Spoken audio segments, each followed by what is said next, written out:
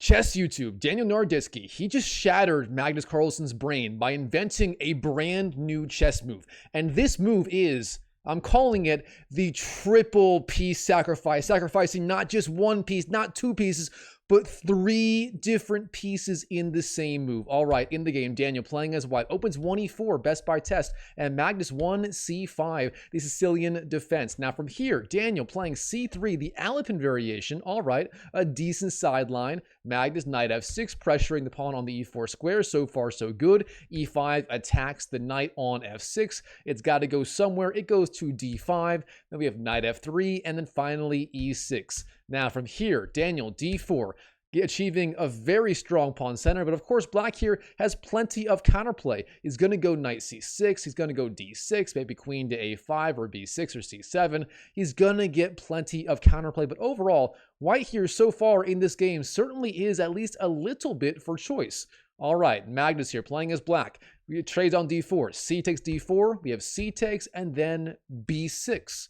All right, Magnus going for a slightly passive setup. His idea, he wants to go bishop b7, but overall, it's sort of a slow idea. And Daniel here, he has time to do literally whatever he wants. If he wants to castle king side, he can do that. If he wants to pressure on the queen side, he can do that. Literally whatever he wants here, he can go for. But Daniel, he starts with the move bishop d2.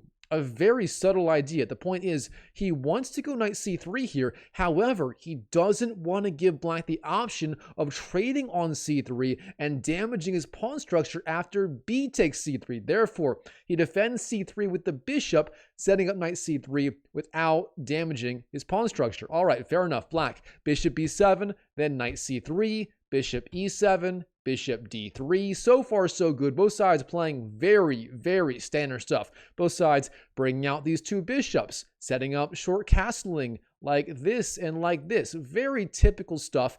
But this is where the fireworks start in this game. In this position, Magnus, you would think he'd go, for example, short castles, or maybe d6, attacking e5, or maybe knight to c6, pressuring d4.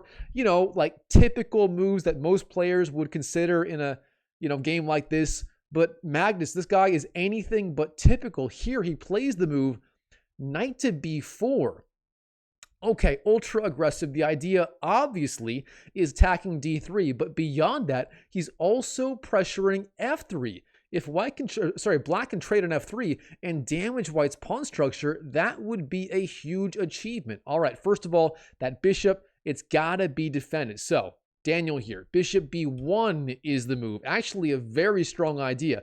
If you're a beginner, you have to know very often when this bishop is attacked on d3, very often it does go back all the way to b1. It does this in the Queen's Gambit, in the Roy Lopez, in all kinds of openings. And the idea is, you want to go a3, driving back that knight, and then maybe you want to go queen to c2, lining up the queen and the bishop with the pawn on h7, setting up various checkmate ideas. For example, here, black castles, and white goes bishop b1.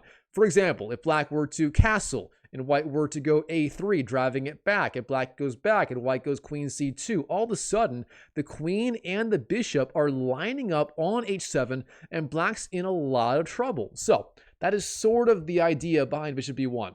However, here black, he doesn't go castles. Instead, the move is knight a to a6. Another very weird move. What is the idea here? Well, he supports this piece, but beyond that, I don't really understand the idea of this move. You're just going to have to ask Magnus on this one. I truly don't know the idea behind this. I'm supposed to know these things. I'm supposed to know what's going on here, but I don't. Magnus, what are you doing? Good Lord. All right, here, Daniel. In this position, he senses danger for black. He knows he's got a big edge. He knows he can always go, for example, a3, then queen c2, attacking e7. However, he finds a much stronger way to proceed with the attack. And your one hint, Daniel plays my favorite move on the chessboard. That's your one hint. All right, try and figure out what Daniel did right here and the absolutely ludicrous attacking idea he played here. All right, You got enough time. The move here for white is h4. It is Alpha Zero time, baby. If you don't know, Alpha Zero was this just breakthrough computer program invented by literally Google, the company Google. They invented this new program called Alpha Zero, and it destroyed Stockfish all the way back in 2017, 2018. And its favorite strategy as white, basically in any position almost, was to push the h-pawn down the board as far as it could go. And from there, white could push the h-pawn, white could go rook h3 to g3, white had all kinds of ideas. And it's just the most absurd attacking idea that modern engines show is actually one of the strongest ways to play as white. And here it works out beautifully. All right, blank, h6, the idea being trying to stop preemptively the idea of h5, then h6 from white. But Daniel, he's not done. Rook to h3. I mean, it's a beginner's move. Beginners always play this. I used to play it as white when I was first started playing. But it's actually really strong here. The point being, you want to bring the rook all the way over to g3, pressuring g7. And if black castles, then the rook is just lined up with the king. There are all kinds of ideas, including trading on h6 and so on. And what can black do to stop this beginner attacking idea? It's not so obvious. Here, Magnus, he goes knight c7, trying to bring his knight from the rim back to the center of the board. But Daniel, he's not slowing down. Rook to g3 is the move, attacking g7, but in the process, giving up the pawn on h4 if black wants it. Of course, that pawn on h4, you cannot take it. If you trade there, white wins the pawn on g7 and likely the game. So that would be effectively all she wrote there. Therefore, black here, what is black going to do? Well, he goes king to f8, trying to defend. Magnus here finding the right idea. But now Daniel, a3. We finally see the key idea driving back that piece. It goes back to the d5 square, knight b d5. And here, Daniel, you would think this guy would defend h4. After all, that pawn is kind of important here. However, he does not. Instead, the move is knight to e4, and it turns out this is the strongest move here. What is the idea? Well, it's simple. If you take the pawn on h4, you lose the dark squared bishop, and once you do that, this knight is going to be literally an octopus on d6. If you don't know, a knight on d6 or e6 is often called an octopus because it reaches out basically everywhere into enemy territory with his 8 long arms. And that would be just game over, at least from a strategic standpoint. Therefore, you cannot take on h4. That bishop is too important. It has to guard d6, stopping knight d6 ideas. All right, from here, Magnus, he's got to find the right way to defend. Already, it's very, very hard. White is lining up so many ideas on the king side. Well, here, the computer says moves like bishop to a6 or rook c8 or perhaps even a5 are the way to go. Instead, Magnus here, he lashes out in the center and plays the move d6. But the problem here, this move is premature. White can always trade on d6 and win the bishop if he wants to. So how does it go from here? Well, white trades on d6. We have e takes d6, bishop takes, and here it turns out trading on d6 is the right idea. However, Daniel finds an even more creative solution. He simply jumps in with his other knight to the e5 square, knight to e5, and suddenly, look at this. The rook lining up on g7, the bishop on h6, the queen infiltrating potentially on f3, g4, or h5. The other bishop also slicing down the board. Everything here is just lining up with the black king. Can black possibly defend here? I don't know. I mean, it is Magnus Carlsen, but Daniel here, this guy is playing some truly inspired chess. And here, Magnus, he's feeling the pressure so much in this position. With 2 minutes left on the clock, he makes a massive, and I mean massive, mistake here. He retreats back with the bishop. Bishop e7 is chosen in the game, but this is a mistake. Instead, bishop takes e5 was simply mandatory. The problem with this move right here is just too passive. It does nothing to slow Daniel down. And here Daniel plays the Hikaru queen move, queen to h5, flying in with the queen, threatening queen takes f7, delivering checkmate. How is Magnus going to defend? Well, He slides over with his own queen. Queen to e8 is the move. A solid idea. But Daniel is not done. He flies in with his knight. Knight to g5. And this all leads straight into the triple piece sacrifice. All right, obviously, the knight here is not under attack. Black, obviously, if he trades on g5, white wins the rook and the game and delivers checkmate. So obviously, you cannot do that. But what else can black do? It's not so obvious here. The computer says f5 is the way to go, trying to offer the queen trade, trying to block the bishop on this diagonal and so on, and it does make sense. Instead, Magnus here, he plays the move f6, unleashing the double attack on these two knights. And beyond that, the attack on the queen. The queen is actually hanging here. If white trades queens, the attack is over and Magnus is fine. So what will he do? Well, he finds the right idea. Bishop g6, flies in with the bishop, attacks the queen. And by the way, this is the primary reason why f5 was better than f6 here. If black finds the idea of f5, this blocks out the bishop, and therefore bishop g6 is not possible. Chess, as you can see, is a very hard game, even for the GOAT, Magnus Carlsen. Instead, f6 chosen, which leaves open this diagonal, and the bishop comes flying in. Bishop to g6 is the move, attacking the queen on the e8 square. Where is the queen gonna go? Well, Magnus here, he chokes. The GOAT chokes. He's eating a drumstick. It's stuck in his throat. He's choking, and he plays the move queen to c8. What is the queen doing on the c8 square?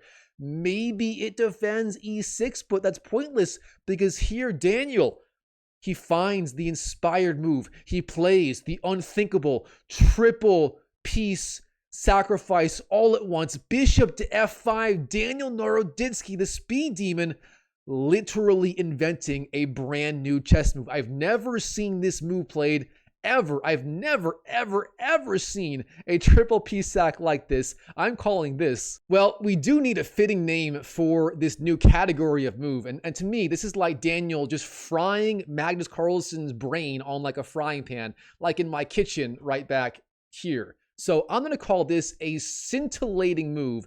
It's almost like Magnus Carlsen's brain is sizzling on the frying pan. Therefore, the scintillating triple piece sack. What's the idea? If you take the knight, you get checkmated. If you take the knight, you get checkmated. If you take the bishop, you get checkmated. And if you take the knight, you get checkmated. No matter what you do, you get checkmated like this, or like this, or like this, or like this. No matter what you do, if you take the piece, you will get checkmated. Therefore, Magnus here, he cannot take any of these pieces. Instead, queen to e8 is the move, moving back with the queen. But here, Daniel, he has the option of going bishop g6 and offering the trade, offering the draw, rather. However, instead, here, he plays a different idea.